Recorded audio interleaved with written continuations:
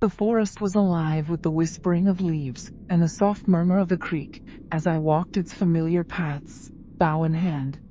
My name is Lyra, a proud member of the Moonflower clan, sworn protectors of this ancient woodland. Ever since I was a child, I've trained to defend our home from all threats, especially the cursed creatures known as werewolves. I lost my mother to one of them when I was young. The memory of that night haunts me still. The savage snarl, the flash of fangs, and the sorrow in my mother's eyes as she fought to protect me.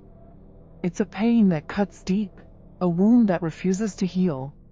One moonlit night, on patrol deep in the heart of our territory, I came face to face with a werewolf unlike any I had encountered before. His name was Kale.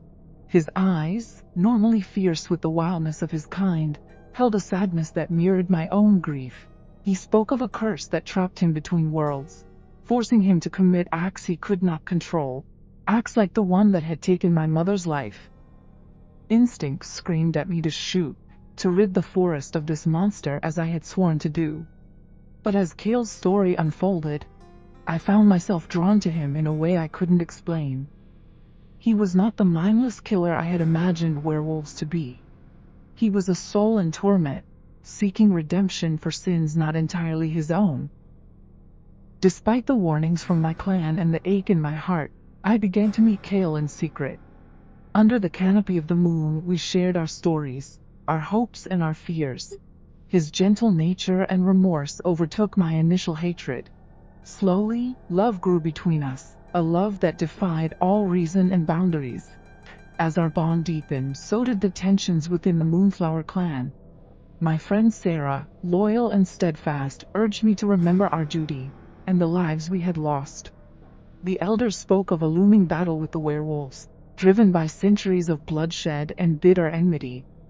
On the day of the inevitable confrontation, I stood at the edge of the forest, torn between my love for Kale and my loyalty to my people.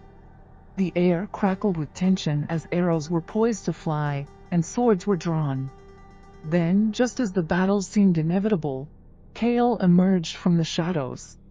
His human form, vulnerable and filled with determination, stood beside me. In that moment, he wasn't just a werewolf. He was a man willing to fight for peace and understanding. I stepped forward, placing myself between Kale and my tribe. With trembling voice but unwavering resolve, I pleaded for compassion, for a chance to bridge the chasm of hatred that divided us. My words echoed through the clearing, carrying the weight of my love for both my people and the man who had stolen my heart. In the tense silence that followed, Kale spoke. He pledged to stand with us, to protect the forest we all called home. His words were a balm to wounds that had festered for generations, a beacon of hope in a sea of darkness. Slowly, reluctantly, my clan lowered their weapons. The battle was averted, but the scars of the past remained. Yet in the days that followed, we began to see each other not as enemies, but as beings worthy of forgiveness and understanding. Kale and I became symbols of unity and hope, working together to heal the wounds that divided our people. Our love blossomed amidst the whispers of the forest and the gentle glow of the moon. Together, we forged a new path, where humans and werewolves could coexist in harmony, guided by the promise of a better tomorrow.